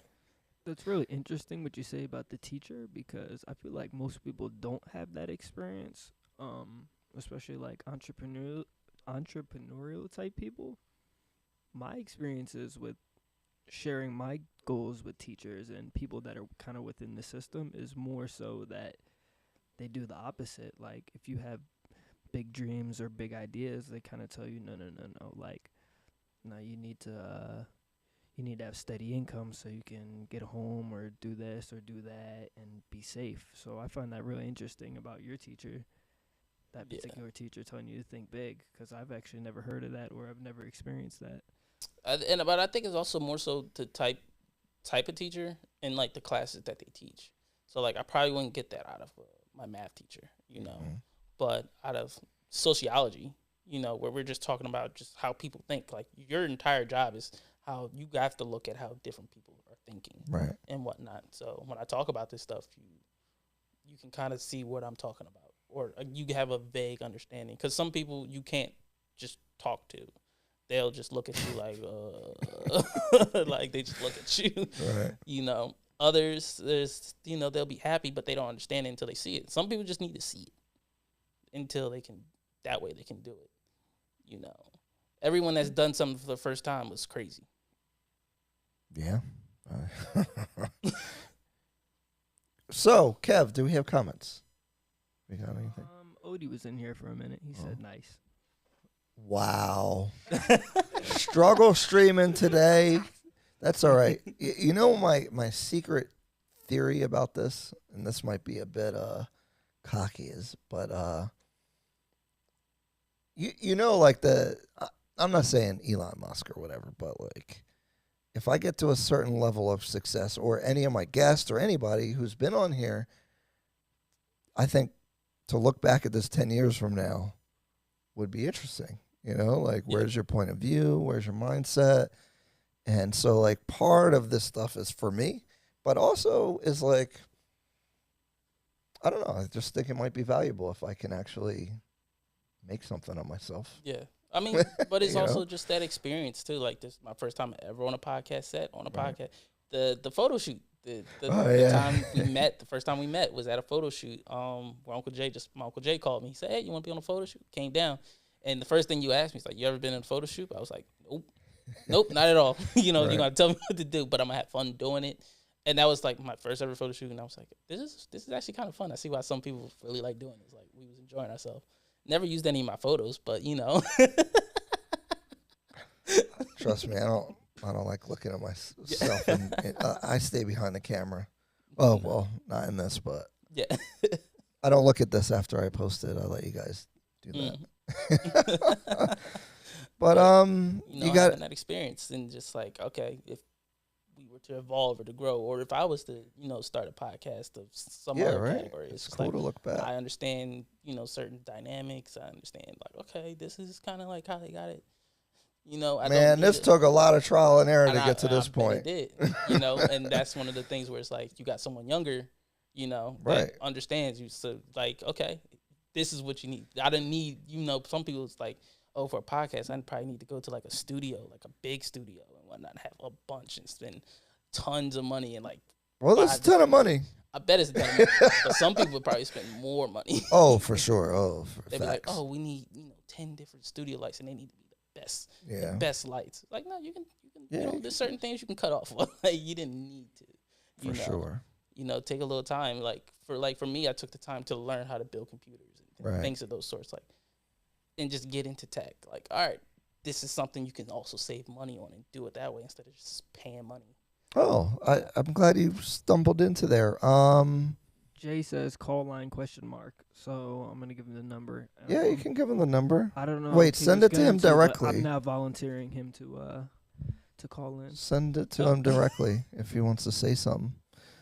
What are your thoughts on, oh boy, cryptocurrency, NFTs? Since you opened up the door for that. NFTs, I'm still trying to learn about. I don't see the value in it, especially like these little monkey images I'm seeing all over. Man, I'm tired of stupid monkeys, man. I don't know what's up with that. Hit it. I'm tired of. God, I really don't understand. Bing bang. the damn monkeys. I genuinely do not understand NFTs enough for understanding their value. I understand how they supposed to work. Do you play video games? I do. What do you play? Star Citizen, Warframe. Oh, I don't know these. They're all PC games. I'm a PC gamer. Oh, this Star Citizen is like the PC of PC games. I'm gonna have to look this up. Looking it up right now. It's one of the like. It's Really? crazy. That sounds like a cool name. It's it's the largest game. Actually, I'm surprised you haven't, because some people say it's like a scam. It's not a scam. Like, What is it? It's a crowdfunded game. Like, it's an entirely crowdfunded. Like, Yeah, there's a lot of indie crowdfunded games. But this is the largest budget ever. I think they raised over $500 million. Wait, I think I've heard of this. They Wait. raised over $500 million. Is it like it's an open world sandbox type It's like thing? an open universe. Oh, I've heard of this game. Yes, it is. So now imagine that the items in there were NFTs. Would See, someone pay money for them? That's what I was going to say. I understand it, but I also don't get it. I get it because, in that sense, for like certain game items and whatnot. Right. Because like I know certain game companies was like, okay, we're only going to make a certain amount of them, Right. and whatnot. So if you was able to buy it, it's only on your character. Right. And that's something you could sell. You could do it. Mhm. It has value. It has value. It's a It's fine. It valuable can't be item. copied. Right. When you're in the game, if someone saw it, they'd be like, "Oh shit!" A picture, though, that I can take a picture of or screenshot and just hold like. Well, Jay's in the art scene, right? Owning a print versus having the actual original painting, Isn't that the same thing? And I think that's why I can't get into the whole how the photo part works, because it's like the photo is the same thing and the painting's a little bit different. Yeah, it's like how do you like, okay, this Bro, it's person- just like everything else, man. It's just like But it's what we I have put the value. real one, so it's dope, and this is a copy, and it's not. Yeah, and it's like, what is the real value to you? Just like how people Right. say, oh, it's like That's my issue. Is you need a better way to display this stuff, right? Like if I could like display it somewhere, like can I put a hologram up of it? yeah, and it only works if I try to do it. That'd like, be cool. That that would make sense. Like, okay, you can't do it. Just like the in-game items. Apparently, there's numbers on it. And stuff Yeah, like they that. have So it's like a thing. Yeah. All right, you cannot copy this. Like, I really have the only one that says, Right. 69 on it or something. That's part of my thing too. I think the NFTs have to be tied to something real. Mm-hmm. I don't like. I kind of am funny about the picture. I kind of get that. Mm-hmm. But an NFT that's tied to something in real life or just something that you can see or do something with seems the way that it's going. Yeah, like Gary Vee is doing that. I don't know if you've seen, like, he has V Friends, the NFT program. But like, if you own, he has a whole bunch of different ones, but they let you do things. Like, one of them's a podcast pelican or something, right? So if you bought that, he would do a 15-minute podcast with you. Okay. So if you own that, he's gonna do, and it's like, but then once you use it, you still have the NFT and you can still resell it. But then obviously once you redeem it, then the value goes down. But somebody might still want it. But also seeing how people make money off, like Tory Lanez made money off of this. Well, with music, it makes sense because how cool would it be to own a certain album? Oh, my phone's on here. Is that Jay? It's Jay. Should be Jay. 26. Oh, I don't want to say his number. Let's see. About to DDox. Hello, this is Ryan. Ryan, what's good? This is Jay. You are on the Ryan Got the Bread podcast. What's going on? How are you? A pleasure. What's up, fellas? What's going on? Make it in person. What's up? I know. What's up? I was driving around. I heard a little bit when y'all was talking about the photo shoot, so I missed that part. But it seemed like y'all got a lot in common anyway with my nephew. Yeah, it reminds me of you, and I keep asking him why he's got these big ideas, and at 21 was trying to do a 300. You couldn't get the answer out of him. I know. I heard I can't get no answer. And I that's think in the blood. Now I was going to ask. Why I think I asked in the chat. Why do you guys think it is that Philly investors hate investing in Jersey, and vice versa? Oh, good question. You can't park nowhere in Philly. So I'm a Jersey guy. I don't want to come to Philly. You can't park. I don't like how them houses are. I don't want to walk out my house and someone's like on my stoop. It's just like, I don't like the lifestyle. It's hard for me to relate. Like what Dion was saying, I wouldn't even buy the $600,000 house. I wouldn't buy none of them houses. So like, I could probably invest, but I just don't understand it. I mean, I can say the same for out here because, like, for me, when I come out, you don't especially want the being grass. in the big city, You see my lawn. the grass is cool. People are in my face.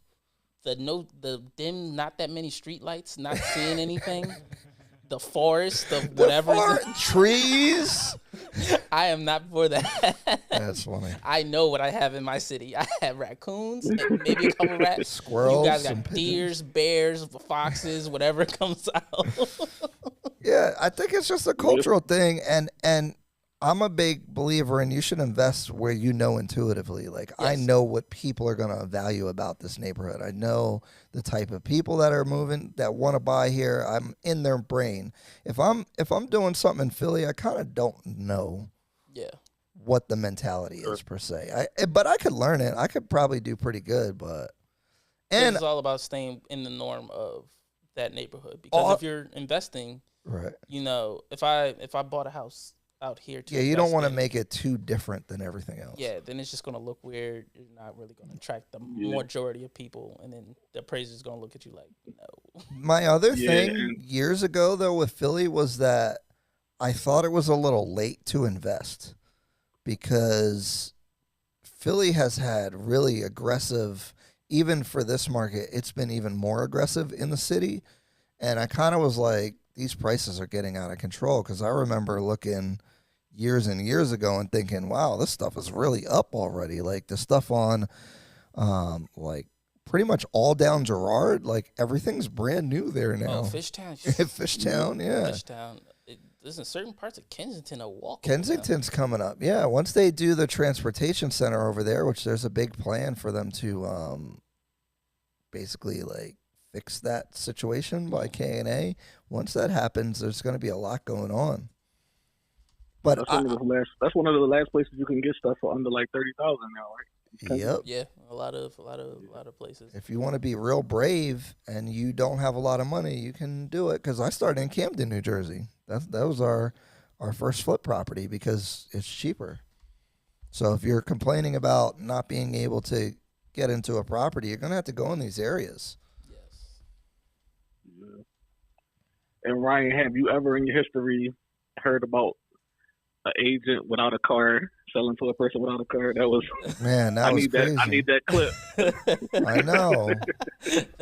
You missed that. Yeah, I wouldn't be that bold. I would have felt weird, but that's but that's the mentality you have to like really get it. Like, and if you want to make it work, like, yeah, like, all right, I got to make this work one way or another. Like, that's awesome. Pursuit of happiness. Pursuit of happiness. Yeah.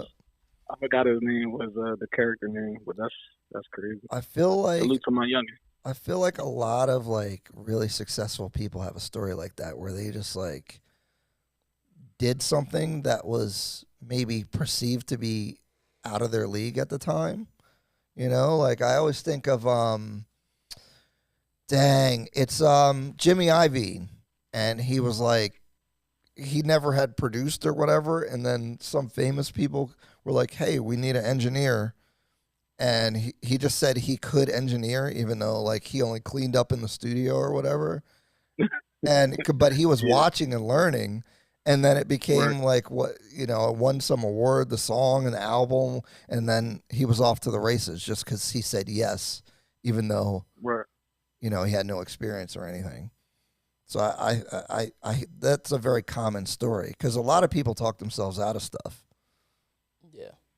Right. And maybe that goes to that belief that I'm trying to pull out of you is where does that come from? Like because I'm telling you. It's in our genes. What are you talking about? It's genetically.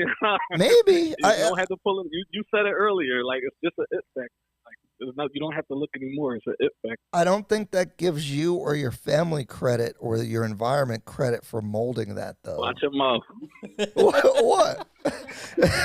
No, I mean, Superman's not interesting because he's born as a superhero. Batman's infinitely more interesting because he's just a person doing his best. Superman has undeserved ability compared to Batman, who works for he's rich, but I feel so like it's different. But it's a lot of people. So you have a lot of people that walk this earth, and they never could tap into what they're good at, right?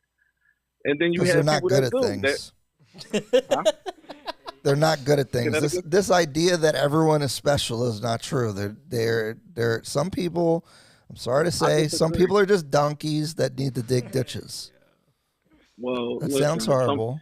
But what I'm trying to tell you is you guys are tapping into that, and I think that there's something special about it. But it comes from somewhere, and it's like part of it is genetic, but I don't think most of it is. I mean, but also you could take it from just like me talking to people and people saying like just changing your perspective of something. I mean, like I said, I wanted to just be a chef and then go to college to be a chef, and the teacher's like, no, do this. Look at it in a different light. You can look at everything in a different light and twist it and whatnot. For me, if that's how I flip certain people to working with me, because as you're a new age and you're just like, and people be like, oh, how long have you worked in the industry? And you're just like, if I tell them, tell them I'm just brand new, they're just gonna look at you like, all right, I got a brand new person. But you can flip it in a certain way where it's just like, yeah, I'm brand new. I've did a lot of studying and whatnot, and I'm eager for. You don't. It's in the bloodline. Look, hey, Ryan, you want listen, Ryan. You want to know how my mom and dad met? How's that? Traveling salespeople. They were traveling salespeople. I mean, now full disclosure. Like, well, you know what? I'll save that for later. But yeah, here he goes with the secretive information on the podcast. I forgot this is this is YouTube Live, so I don't want to put too much out there. But yeah, like my parents met as salespeople, so I feel like some crazy way I was going to end up in some type of sales, and and maybe, I don't know, my dad with his, his daughter and trickle down to my nephew, like it's in the blood. It's in the bloodline. Is it in the blood, or is his fast talking sales stuff just rub off on you? I mean, but you always see it too, because it's like, okay, my uncle. Every time because I've ran into my uncle a few times in high school. He's like, let me put you on game. But he'll be working. He's like, yeah, blah blah. Let me know, nephew. Some shoes, and he's just working, All right, that he's work. Every time I seen him, he was working on something. I think that means something.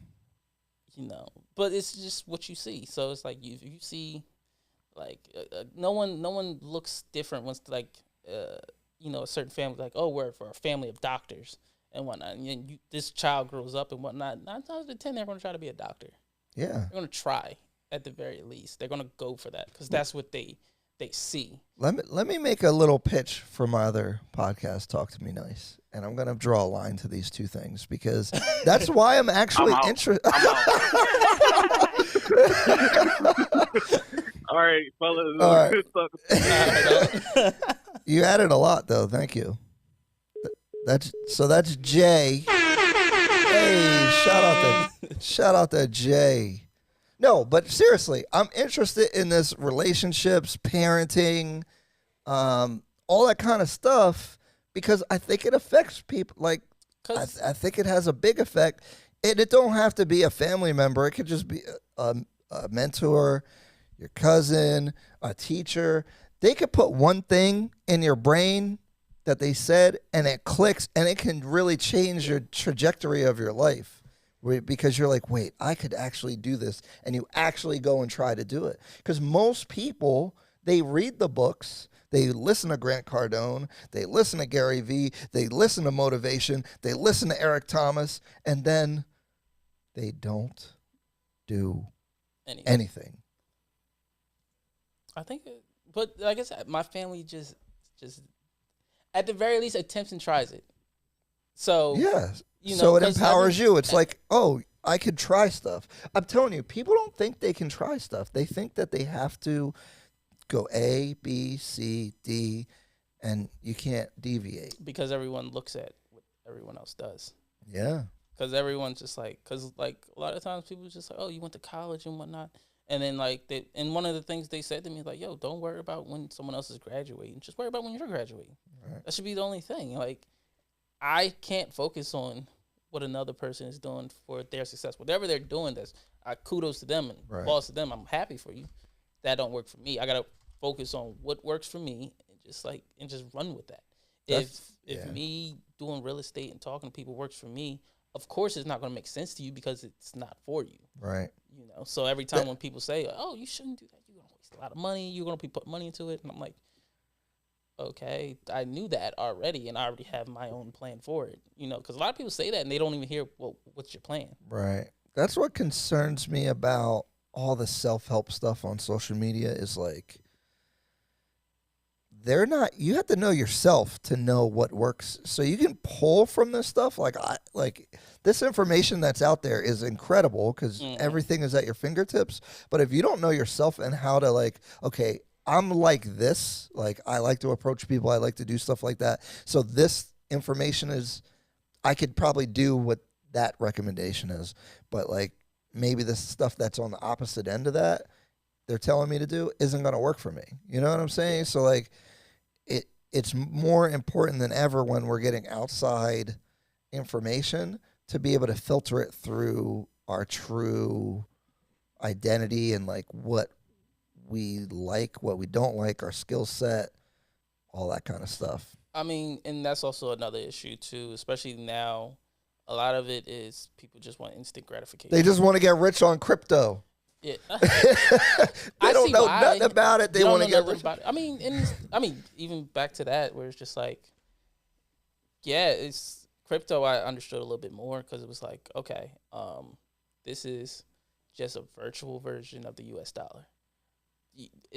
It can have no value. It can have a bunch of value. It depends on what the people and how it's used and opening the market for it is. Right. When Bitcoin first came out, everyone was just like, oh, it's cool. I could have set my computer. Crazy thing is, I could have set my computer up to mine Bitcoin back at the time, back when it was worth like pennies and like dollars and stuff like that. Now it's worth 30 like some thousand per Bitcoin. Like, And to the point where I was just having fun one time on like Robinhood, and I was just like, I got $5. Let me just throw it in Dogecoin and whatnot. Like when it was early before Elon started boosting it up. And that $5 turned to like $150 something. Whoa. I'm like, okay, I see. I get worried about that though, because I think It's that extremely people are volatile. skipping. I think they're just not learning the right, because investing is language and understanding. Yes. And people are skipping that and going to Dogecoin, and they don't understand. They think they're being an investor, like they use the same language, and I'm like, no, you don't understand what's happening here. Like you're just gambling, and you're just like you're taking a chance on something that you know nothing of. And I said it on the other podcast. You could drive the car with your feet if you want to. Just because you got there safely doesn't mean that it was a good idea. Absolutely. And then they're going to try to do it again and again, and they're going to crap. Because they think it's if I put $5 in, I get $150 every time and whatnot. Yep, that's the psychology. And that's the psychology of it, but people don't understand that how the market actually works, how you got to really study it. Yes, statistically, the market has always gone up. It's been an upward trend ever since, you know. But you need to understand how those dips work, where to diversify, where to put it into stable, understand what's stable, what's volatile. Right. You know, Dogecoin was extremely volatile. Yeah, it was just gambling. It was fun. You know, it was fun, but you need to know when to pull out, not to put money into it. It's like you're about to change everything and whatnot, because people was like, oh, it's going to hit $1. Well, that's the thing the thing that I was worried about people would do. They put $5, it goes to 100. They're like, oh, well, if $5 did that, I was put $1,000 or $5,000, and then it's gonna go to zero, and you're gonna be sad. Yeah, that's why I kept it at $5. I left the $5 there, and I was like if it whatever. does well, it does well. If it goes away, like, all right, cool. Right. It went down. I was just like, all right, I got money to go to the movies. Like this is really all it really did for me, you know. But just like understanding it and just understanding, you know, little things. Because I look up the most random stuff. Like I looked up when the Powerball was at like over $1 billion, like $1 billion or something like that. I'm like, people was posting videos like what you should do when you get like $1 billion, and then it was like crossed my mind like that's a lot of money. Like that really is an insane amount, and it's just like, no, you should put it here.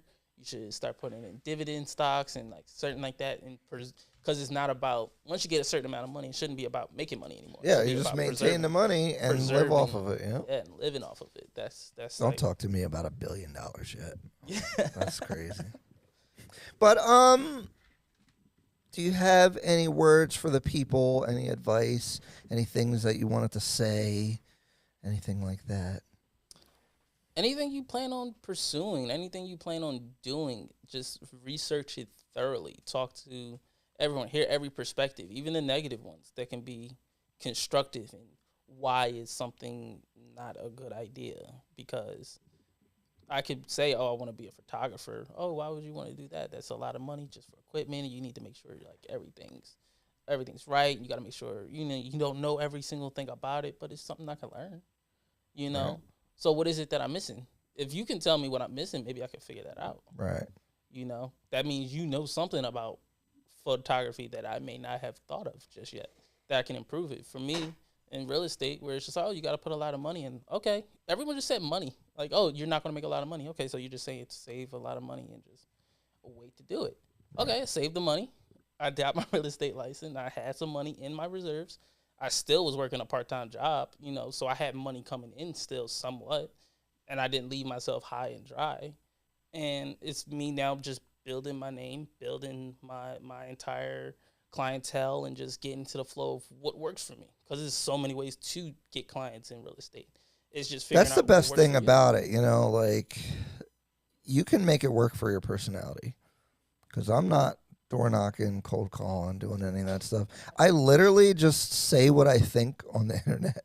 And if people like what I'm saying and the vibe and my personality, then we'll probably click in person and we'll get along and they'll trust me and it'll be good. Yeah, I can't cold call.